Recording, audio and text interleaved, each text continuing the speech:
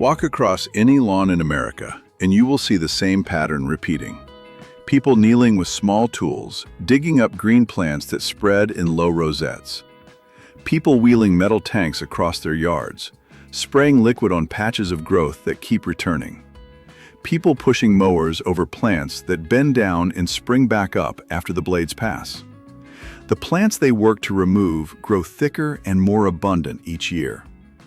In parking lots, the same green leaves push through cracks in asphalt. Along sidewalks, the same sturdy stems rise between concrete sections. These plants appear wherever soil shows through, wherever rain collects, wherever human activity has disturbed the ground and moved on. The harder people work to eliminate them, the more territory they claim. The more chemicals get applied, the more resistant populations emerge in untreated areas. The small hand tools pull up plants with thick, fleshy leaves, arranged in star patterns close to the ground. The stems break easily, but the roots run deep and wide. By evening, new growth already shows where the stems were severed. The pulled plants lie in piles beside driveways, wilting in the sun, their paddle-shaped leaves still thick with moisture. Children walking past sometimes pick up the stems and chew them, finding a lemony, slightly salty taste. The adults who pulled them call pest control companies. The children who taste them ask for more. The same plants that get scheduled for professional removal get eaten as snacks by anyone curious enough to try them. Parents who see their children eating these plants rush to wash their mouths out, not knowing they just stopped their children from consuming some of the most nutritious greens available anywhere. What gets pulled up and thrown away contains more omega-3 fatty acids than any leafy green sold in grocery stores. The thick, succulent leaves that homeowners curse for spreading across their driveways hold higher concentrations of vitamins A, C, and E than the spinach people drive to supermarkets to buy. The entire plant is edible. The stems crunch like mild celery. The leaves taste bright and slightly tangy. The small black seeds that scatter when people try to destroy the plants have been ground into flour by communities that knew what they were handling. These plants grow in conditions that would kill tomatoes and lettuce. They thrive in poor soil, survive weeks without rain, and keep producing food until hard frost kills them back to ground level.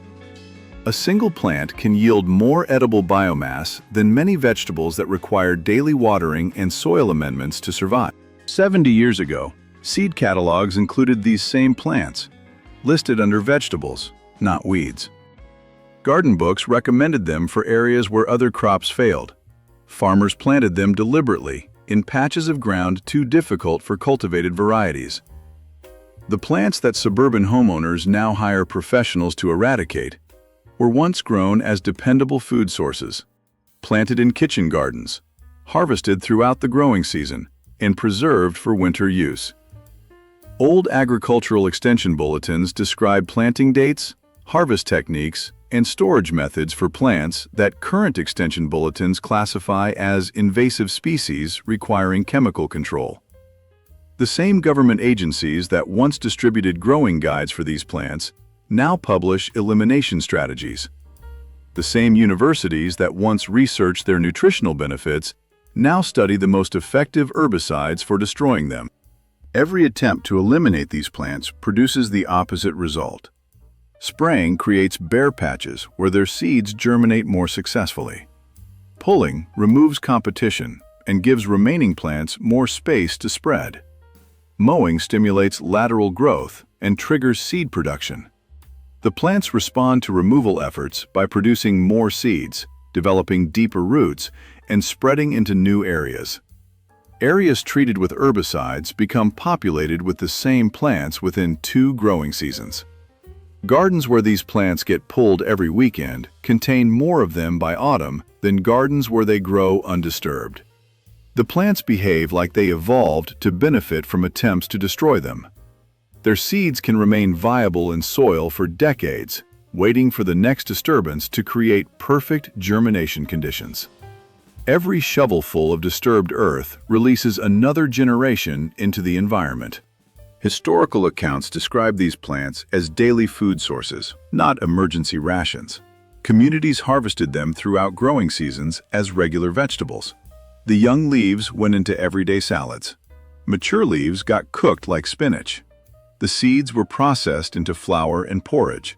People gathered them from wild areas, but also planted them in designated garden sections, saved seeds from the best plants, and developed local varieties adapted to specific growing conditions. Agricultural records from the early 20th century list them among standard food crops, with notes on soil preparation, planting schedules, and expected yields. Recipe collections from the same period include dozens of preparation methods for plants that current cookbooks do not mention. Communities held specific knowledge about when to harvest for best flavor, how to prepare them for preservation, and which varieties produce the most food in difficult growing conditions. The shift happened gradually, then accelerated. Plants that had been classified as vegetables started appearing in articles about lawn maintenance. Garden guides began featuring them in sections about weed identification rather than food production. The same species that had been recommended for difficult growing conditions became listed as problems requiring professional treatment. Extension publications stopped including growing instructions and started providing elimination strategies. Seed companies removed them from catalogs and replaced them with varieties that required annual purchase, soil amendments, and specialized care. The plants did not disappear. The recognition of them as food sources disappeared. The knowledge of how to use them got filed away in libraries, while the plants themselves continued growing in the same locations they had always occupied. Today, these plants grow more abundantly than they did when people cultivated them deliberately. They have spread into suburban developments, commercial landscapes, and industrial areas where they were never planted. They colonize disturbed soil wherever construction projects, road maintenance, or landscape renovation creates bare ground. They establish themselves in neglected areas and spread into maintained areas. They persist in environments where cultivated crops fail completely. Their seeds remain viable in soil for decades, germinating when conditions allow and waiting dormant when conditions do not. The plants continue producing food in locations where people no longer recognize them as food sources. Modern landscaping creates ideal conditions for them to thrive, with frequent soil disturbance, regular watering systems, and removal of competing vegetation, creating perfect habitat for these opportunistic species. Walk through any neighborhood and the pattern becomes visible. Properties with the greenest, most chemical-dependent lawns contain the most of these plants, growing along edges, in flower beds, and anywhere the chemical treatments cannot reach. Properties with neglected areas contain them in smaller numbers, crowded out by established vegetation that provides competition. The plants thrive most abundantly in environments that get the most human intervention. They colonize places where other vegetation gets regularly removed, where soil gets frequently disturbed, where the conditions favor fast-growing species that can establish quickly in open ground. They follow human activity like water follows gravity. Construction sites become populated with them before construction equipment finishes working. Garden beds prepared for annual flowers fill with them before the planned flowers get planted. Every attempt to create perfect growing conditions for desired plants creates even better conditions for these unwanted ones. The plants continue growing in the same locations where people spray them, pull them, and mow them down. Each spring they return more numerous than the previous year. Each summer they spread into new areas despite increased control efforts. Each autumn they drop seeds that will ensure their presence the following season. They grow abundant food that goes unharvested while people drive past them to buy less nutritious alternatives at distant stores. The knowledge of how to use them disappeared. The plants themselves remained exactly where people have always found them, in the disturbed ground around human settlements, waiting to be noticed again as what they have always been. Their persistence suggests something that once made sense in the relationship between people and plants, something that continues making sense even when people no longer remember what that relationship once was.